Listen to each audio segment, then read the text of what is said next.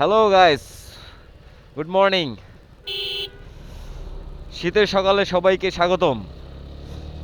শীতের সকাল কেন বলছি বুঝতে পারতেছেন, চারিদিকে কুয়াশা, আর আজকের কুয়াশার পরিমাণটা অনেকটাই বেশি।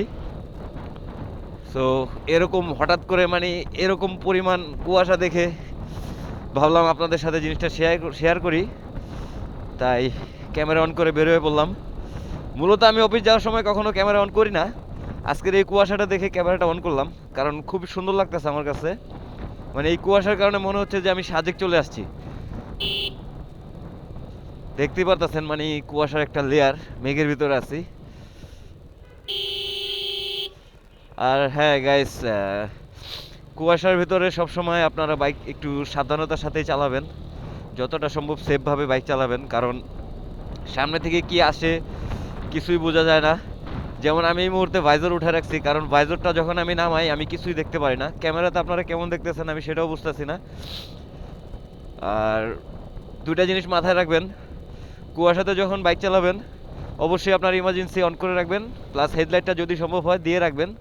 বেশি পরিমাণ কুয়াশা হলে অবশ্যই হেডলাইট দিয়ে রাখবেন, কারণ হেডলাইট দিয়ে রাখলে সামনে থেকে কোনো গাড়ি আসলে আপনাকে ফলো করতে পারবে। তো এই হচ্ছে অবস্থা।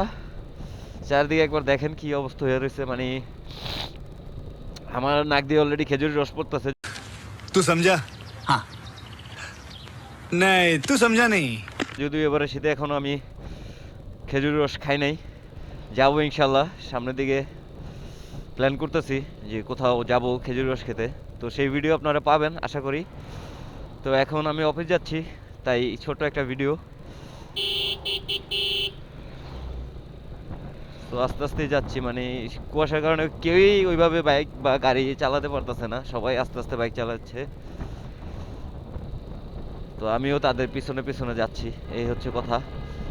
সো গাইস, ভালো থাকবেন, সুস্থ থাকবেন।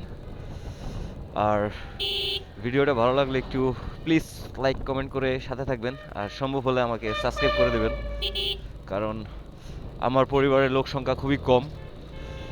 তো আমার চ্যানেলের লোক সংখ্যা বাড়াতে আপনাদের কাছে অনুরোধ রইল, সবাই মিলে পাশে থাকবেন, কারণ আপনারা পাশে থাকলে নতুন নতুন ভিডিও বানাতে আমরাও মোটিভেট হই। সো এই আর কি, টাটা বাই বাই।